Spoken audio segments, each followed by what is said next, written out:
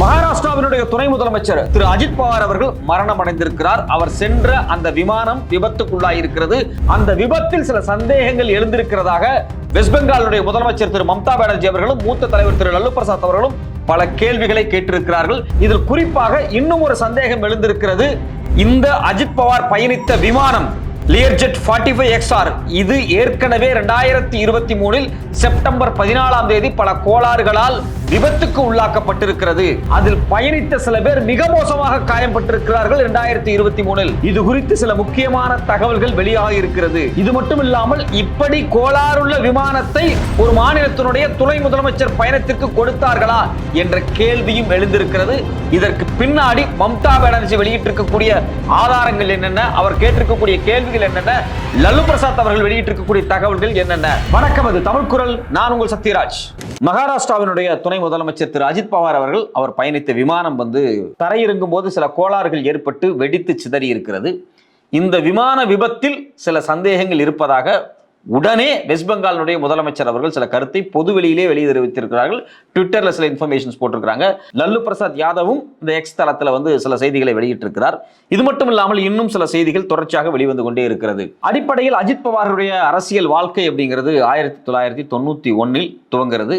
இப்ப எந்த கான்ஸ்டியூன்சியில் அவர் இறந்து போனாரோ, எந்த கான்ஸ்டியூன்சி போய் மீட்டிங் அட்டன் பண்றதுக்காக அவர் வேக வேகமா மும்பையிலிருந்து ஃப்ளைட் ஏறி போனாரோ அதே கான்ஸ்டியூன்சியில தான் முதலாக அவர் எம்பியாக ஜெயித்து வந்தார். அவருடைய பெரியப்பாவான இந்தியாவினுடைய மூத்த அரசியல்வாதி திரு சரத்பவார் அவர்கள் PV நரசிம்மராவ் காலகட்டத்தில் ஒரு கேபினெட் அமைச்சர் ஆவதற்காக அந்த தொகுதியை ரிசைன் பண்ணி அவருக்காக அவர் விட்டு கொடுத்தார். ஸோ பார்த்தீங்க அப்படின்னா அடிப்படையில் இவர் சரத்பவாரோடு மிக மிக நெருக்கமானவர். சரத்பவாருடைய அண்ணன் மகன். சரத்பவாரும் காங்கிரஸில் மிக மூத்த அரசியல்வாதி. தொடர்ச்சியாக காங்கிரஸில் பலகாலம் பயணித்தவர். 2 முறை முதலமைச்சர் பதவியை அலங்கரித்தவர் மகாராஷ்டிராவில். 1999 இவர் காங்கிரஸை விட்டு வெளியே வந்து NCP காங்கிரஸ் என்ற தனி கட்சியை துவங்குகிறார். அந்த NCP காங்கிரசும் பிற்காலத்தில் காங்கிரஸோடு கூட்டணி வைக்கிறாங்க. காங்கிரஸோடு கூட்டணி வைத்தா அடுத்த 10 ஆண்டு டிராவல் பண்றாங்க. அந்த காலகட்டத்தில், அதாவது 1999 2009 இந்த இடைப்பட்ட காலகட்டத்தில் இன்று இறந்து போன அஜித் பவார் அவர்கள் இரிகேஷன் மினிஸ்டரா செயல்படுகிறார். குறிப்பாக irrigation, rural development, water source and finance இந்த துறைகளுக்கான போர்ட்போலியோவை அவர் கட்டுப்பாட்டில் வச்சிருந்தாரு. அந்த காலகட்டத்தில் ஒரு மிகப்பெரிய ஊழல், இரிகேஷன் ஊழல் 70,000 கோடிக்கு நடந்ததாக தொடர்ச்சியாக இவர் மீது ஒரு பெரிய குற்றச்சாட்டுகள் முன்வைக்கப்பட்டுச்சு. அது மட்டும் இல்லாம பாத்தீங்க அப்படின்னா 2019 மகாராஷ்டிரா ஸ்டேட் கோஆபரேட்டிவ் பேங்க்ல மணி லாண்டரிங் ஊழல் நடந்ததாக சொல்லி இவருடைய MLA பதவியை இவர் ராஜினாமா பண்ணிட்டு வெளியே வந்திருக்கிறார். ஸோ அடிப்படையில் இவர் மேல ஊழல் குற்றச்சாட்டு அப்படிங்கிறது காலங்காலமாக இருக்கிறது.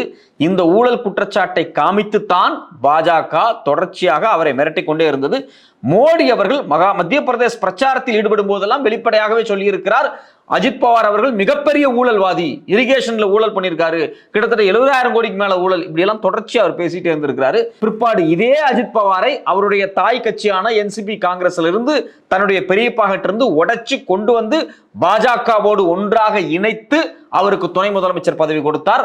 அதற்கு பிறகு ஒரே ஆண்டில் இவர் பேரில் இருந்த அந்த இரிகேஷன் ஊழல் வழக்கு இருக்கு பாத்தீங்களா, அந்த வழக்கில் இருந்து அவர் விடுதலை ஆகிறார். கிளீன் சிட்டு கொடுக்குறாங்க. அவர் மேல எந்த குற்றச்சாட்டுமே இல்லை அப்படிங்கிறது தெளிவாக இந்த மோடி அரசாங்கத்தால் கொடுக்கப்படுகிறது. ஸோ அப்போ இதுல இருந்து என்ன தெரியுது அப்படின்னா, காலங்காலமாக மம்தா பானர்ஜி சொல்லுவாங்க இல்லையா, பாஜக அப்படிங்கிறது ஒரு வாஷிங் மிஷின், மற்ற கட்சியில இருந்து ஊழல் பண்றவங்க எல்லாத்தையும் அப்படியே கூப்பிட்டு தான் கட்சிக்குள்ள போட்டு வாஷிங் பண்ணி அவங்கள நல்லவங்களா மாற்றக்கூடிய ஒரு வாஷிங் மிஷின் தான் பாஜக அப்படின்னு வெளிப்படையாக கிண்டல் அடிச்சாங்க. குறிப்பாக இந்த அஜித் பவார்களுடைய வழக்கு விடுதலை செய்யப்படும் போதும் இந்த எடுத்துக்காட்டை பல தலைவர்கள் வெளிப்படையாகவே எடுத்து காட்டினாங்க. ஸோ அப்போ இவர் மேல இருந்த ஊழல் குற்றச்சாட்டு இன்னைக்கு கிளீன் ஆயிடுச்சு. இவர் திரும்பவும் NCP காங்கிரஸோடு இணைஞ்சு செயல்பட விரும்பினார் அப்படின்னு காங்கிரஸினுடைய மூத்த தலைவர் திரு சஞ்சய் ராவத் அவர்கள் கடந்த ஜனவரி 23 சில செய்திகளை வெளியிட்டிருந்தார். ஸோ அப்போ ஜனவரி 23 செய்தி என்ன வெளிவருது அப்படின்னா, இந்த இறந்து போன அஜித் பவார் அவர்கள் அவருடைய தாய் கட்சியான தங்களுடைய பெரியப்பாவை நோக்கி சென்றலாம் என்ற ஐடியா வச்சிருந்தார். அதாவது உடைந்து போன தங்களுடைய கட்சியை ஒன்று சேர்ப்பதற்கு சில வேலைகளை செய்வதாக அவரிடம் சில திட்டங்கள் இருந்தது, நோக்கங்கள் இருந்தது அப்படிங்கிறதான் திரு சஞ்சய் ராவத் MP அவர்கள் வெளியே தெரிவிச்சிருக்கிறாங்க. ஸோ 23 இப்படி ஒரு நடவடிக்கை எடுக்கலான்னு அவர் தெரிவிக்கிறாரு. ஆனால் 28 அவர் இறந்து போறாரு. அதனால இது ஒரு சந்தேகம் இருக்கு அப்படிங்கிற மாதிரியான விஷயத்தை வெளியிடுறாங்க.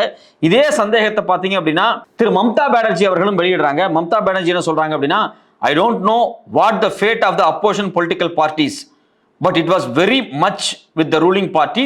But a few days ago, I came to know that from a social media network that somebody from the party gave a statement that Ajit Pawar is willing to leave the BJP. So Ajit Pawar BJP விட்டு வெளியே போகக்கூடிய ஒரு ஐடியாவை வைத்திருந்தார். இது குறித்து அந்த கட்சியை சார்ந்தவர்கள் சமூக வலைதளங்களில் சில நேர்காணலை கொடுத்திருந்தார்கள். அதை பார்க்கும்போது எனக்கு ரொம்ப அதிர்ச்சியாக இருக்கிறது அப்படின்னாரு. அதாவது முதல்ல மம்தா பானர்ஜி என்ன சொல்ல வராங்க அப்படின்னா, இவருடைய மரணம் அப்படிங்கிறது ஒரு கான்ஸ்பிரசியா இருக்கு. இவர் பாஜகவிலிருந்து விலகலான்னு நினைக்கும் போது இவர் மரணம் அடைஞ்சிருக்கிறார். இந்த சந்தேகம் எங்களுக்கு இருக்கிறது. இந்தியாவினுடைய உச்சநீதிமன்றத்தின் மீது எங்களுக்கு நம்பிக்கை இருக்கிறது. உச்சநீதிமன்றம் இதை விசாரிக்க வேண்டும் அப்படின்னு வெளிப்படையாக பொதுவெளியில் பத்திரிகையாளர் மன்றத்தில் ஒரு மாநிலத்தினுடைய முதலமைச்சரே பேசியிருக்கிறார். இவரை தொடர்ந்து பார்த்தீங்க அப்படின்னா திரு லல்லு பிரசாத் அவர்கள், I received the extremely heartbreaking news of the demise of மகாராஷ்டிராஸ் deputy CM Ajit Pawar ji in the Baramati plane crash. May God grant peace to his soul and provide strength to his family and support to bear this irreparable loss. There should be a high-level investigation into the accident. Humble tribute. அதாவது அவரும் வெளிப்படையாக என்ன சொல்றாருன்னா, கட்டாயமாக ஒரு high level investigation தேவை அப்படிங்கிறாரு. அவரும் உச்சநீதிமன்றத்தை தான் மையமாக வைத்து சொல்லுகிறார். காங்கிரசினுடைய மூத்த தலைவர் திரு கௌரவ் கோகே அவர்கள் என்ன சொல்றாரு அப்படின்னா, deeply saddened by the sudden passing of Ajit Pawar ji in the tragic plane crash at the Baramati today. It is important that a proper and transparent investigation into the incident is carried out in the public interest. அதாவது பொதுமக்களுடைய விருப்பத்தின் அடிப்படையில் இவருடைய மரணம் குறித்து ஒரு தீவிரமான வெளிப்படைத்தன்மை கொண்ட ஒரு விசாரணை நடத்தப்பட வேண்டும் என்று காங்கிரஸ் சார்ந்தவர்களும் வெளிப்படுத்தி இருக்கிறார்கள். ஸோ அப்போ இதுல இன்னும் ஒரு முக்கியமான இன்னொரு தகவல் என்ன வெளியே வந்திருக்கு அப்படின்னா, இந்த அஜித் பவார் அவர்கள் பயணம் செய்த அந்த விமானம் இருக்கு இல்லையா, அந்த விமானத்தினுடைய பெயர் வந்து லியர்ஜெட் 45 ஏர்கிராஃப்ட் VT-DBL. ஸோ அந்த நிறுவனத்தினுடைய பேர் ப்ளஸ் அந்த கிராஃப்டினுடைய பேர் சொல்லியிருக்கிறாங்க. இந்த விமானம் ஏற்கனவே 14 செப்டம்பர் 2023 ஒரு விபத்துக்கு உள்ளாக்கி இருக்கிறது. அந்த விபத்தில் மிக மோசமாக 4 பேர் காயம்பட்டிருக்கிறார்கள். அதில் ஒருத்தர் மிக மோசமாக சீரியஸாக இருந்ததாக பல தகவல்கள் வெளியாகியிருக்கிறது. இது குறித்து இந்திய அரசாங்கத்தினுடைய ministry of civil aviation aircraft accident investigation பியூரோவினுடைய அறிக்கை வெளியாகிருக்கிறது. ஸோ இந்த ஒரு விமானம் விபத்தாகும் போது அந்த விமானம் குறித்தான தகவல்கள் இருக்கு பார்த்தீங்களா, அது வந்து அரசாங்கத்திடம் வந்து பதிவு செய்யப்படும். அந்த ஆவணங்கள் இப்போ வெளியே வந்து சில சர்ச்சையான விஷயங்களை வந்து கிளப்பி இருக்கிறது. குறிப்பாக இந்த விமானம் அப்படிங்கிறது மும்பை ஏர்போர்ட்லேருந்து கிளம்பி இந்த பரமத்தி தொகுதி பகுதிக்கு அவர் போறாரு. அவர் எதுக்கு போறாரு அப்படின்னா, அங்கே வந்து ஜில்லா பரிஷத் தேர்தல் வரப்போகுது. அங்கே 4 தேர்தல் மீட்டிங்கை வந்து அவங்க ஃபிக்ஸ் பண்ணி வச்சிருக்கிறாங்க. அந்த 4 மீட்டிங்கில் அவர் பேசுறதுக்காக தான் போறாரு. ஏர்லி மார்னிங் கிளம்பி போறாரு. அந்த விமானம் பறந்து கொண்டிருக்கக்கூடிய அந்த நேரத்தில் எந்த விதமான கோளாறுகளுமே ஏற்படலை. ஆனால் அந்த விமானம் தரையிறங்க முயற்சி செய்யும் போது தான் பிரச்சனை வந்திருக்கு அப்படிங்கிறாங்க. குறிப்பாக அந்த ஏர் டிராஃபிக் கண்ட்ரோல் இருக்கு இல்லையா, அந்த ஏர் டிராஃபிக் கண்ட்ரோல் 8:45க்கு ஒரு கிளியர் சைன் கொடுத்துருக்குறாங்க. அந்த ஃப்ளைட்டு பார்த்தீங்கன்னா பாம்பேலிருந்து 8:10க்கு கிளம்பி இருக்கு. 8:10 கிளம்பி அரேபியன் சி, அதாவது அரபிக்கடல் பகுதி மேலே தான் பறந்து போகுது. அந்த பரமத்தி தொகுதிக்கு போகிறாங்க. 8:30க்கு ஒரு ஃபர்ஸ்ட் அப்ரோச் பண்ணியிருக்காங்க வண்டியை கீழே இறக்குறதுக்காக. அப்போ அது வந்து முடியலை, விசிபிலிட்டி சரியா இல்லை அப்படிங்கிற மாதிரி தகவல் வெளிவந்திருக்கு. ரெண்டாவது முக்கியமான விஷயம் என்ன அப்படின்னா, 8:45க்கு ஏர் டிராஃபிக் சிக்னல்ஸ் போகுது. அந்த சிக்னல் போகிறதுக்கு முன்னாடியே 8:42லேயே விமானம் கீழே விழுந்து தரையிறங்கிறதுல கோளாறுகள் ஏற்பட்டு வெடித்து சிதறி இருக்கிறது அப்படிங்கிறாங்க. அப்போ 8:10க்கு ஸ்டார்ட் பண்ண விமானம் கிட்டத்தட்ட 8:40, 42க்குள்ளே வந்து அது வந்து வெடிச்சு சிதறிச்சு அப்படிங்கிறாங்க. கிட்டத்தட்ட 30 நிமிஷம் தான் அஜித் பவார் அவர்கள் வந்து அந்த விமானத்தில் வந்து டிராவல் பண்ணியிருக்காரு. அவரோட போன அவருடைய PA பாதுகாவலர், இது மட்டும் இல்லாமல் 2 பைலட் எல்லாரும் சேர்ந்து எரிந்து மரணம் ஆகியிருக்கிறார்கள். இதில் சில மிக முக்கியமான கேள்விகள் என்ன எழுப்பப்பட்டிருக்கு அப்படின்னா, அஜித் பவாரினுடைய கண்டிஷன் என்ன? அஜித் பவார் அடிப்படையில் 1991 அரசியலுக்கு வந்தாலும் 1999 அவருடைய பெரியப்பாவான அஜித் பவார் அவர்கள் காங்கிரஸ் கட்சியிலிருந்து வெளியே வந்து ஒரு தனியாக NCP காங்கிரஸை உருவாக்கி இருக்கிறார். அவரோட தான் டிராவல் பண்ணுறாரு. அவங்க பெரியப்பாவோட தான் காலங்காலமாக டிராவல் பண்ணுறாரு. அவர் காங்கிரஸை விட்டு வெளியே வந்து தனி கட்சி ஆரம்பிச்சிருந்தாலும் காங்கிரஸோடு கூட்டணி சேர்ந்து தான் ஆட்சி அமைக்கிறாங்க. 1999 2009 இந்த இடைப்பட்ட காலகட்டத்தில் அவர் இரிகேஷன் துறையில் மினிஸ்டராக இருக்கார்.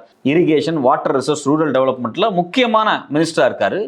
அவர் அந்த 10 ஆண்டுகள் இருந்த காலகட்டத்திலாம் பார்த்தீங்க அப்படின்னா ஒரு மிகப்பெரிய ஊழல் நடந்துருச்சு. கிட்டத்தட்ட 70,000 கோடிக்கு மேலே இந்த ரூரல் டெவலப்மெண்ட்டுக்கும் இரிகேஷனுக்கும் செலவு பண்ண பணங்களில் எதுவுமே பயன்படுத்தப்படலை. அது அவுட்புட்டே இல்லை, ஒரு பெரிய ஸ்கேம் நடந்திருக்கு அப்படின்னு ஒரு மிகப்பெரிய குற்றச்சாட்டு எழுந்தது. இந்த குற்றச்சாட்டை யார் முதலாக வெளியே கொண்டு வந்தது அப்படின்னா, 2012 ஒரு IAS அதிகாரி, அவருடைய பேர் வந்து விஜய் பந்தேரா அப்படிங்கிறவர் ஒரு டீட்டெயிலான லெட்டர் எழுதுறாரு. யாருக்கு அப்படின்னா சீஃப் மினிஸ்டர் பிருத்திவிராஜ் சௌஹானுக்கு எழுதுறாரு. பிருத்திவிராஜ் சௌஹான் தான் பார்த்தீங்க அப்படின்னா இதை வந்து எக்ஸ்போஸ் பண்ணுற மாதிரியான ஒரு சூழல் ஏற்படுது. கிட்டத்தட்ட 35,000 கோடி வந்து இதில் வேஸ்ட் ஆயிருக்கு அப்படின்னு சொல்லி அவர் மென்ஷன் பண்ணுறாரு. அதாவது மொத்தமாக இந்த ப்ராஜெக்ட்டுக்கு செலவு பண்ணதில் 99% வந்து எதுவுமே வந்து ஃபங்க்ஷனே ஆகலை, நான் ஃபங்க்ஷன் அப்படிங்கிற மாதிரியான ஒரு கடிதத்தை அவர் வெளியே அனுப்புகிறாரு. அதுக்கு பிறகு பார்த்தீங்கன்னா ஆன்டி கரப்ஷன் பியூரோ வந்து இது இன்வெஸ்டிகேட் பண்ணுறாங்க. பிற்பாடு பாஜக அரசாங்கம் வந்ததுக்கு பிறகு இந்த வழக்கு ஆப்வியஸாகவே வந்து பார்த்தீங்க அப்படின்னா நேரடியாக வந்து இடி கையில் மாறுது, சிபிஐக்கு போகுது.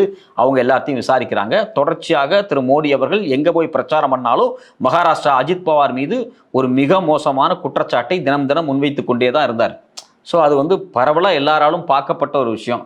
அந்த சூழலில் அவர் பார்த்தீங்க அப்படின்னா தன்னுடைய பெரியப்பாகிட்ட இருந்து கட்சியை உடைச்சிட்டு வெளியே வந்து பாஜகவுக்கு ஆதரவு கொடுத்து ஃபட்னாவிஸ் அவர்கள் வந்து முதலமைச்சராகி இவர் துணை முதலமைச்சராக வர்றார். ஸோ அப்போ இவர் இருந்தால் தான் ஆட்சி அமைக்க முடியும் அப்படிங்கிறது மகாராஷ்டிராவில் யதார்த்தமான ஒரு சூழல்.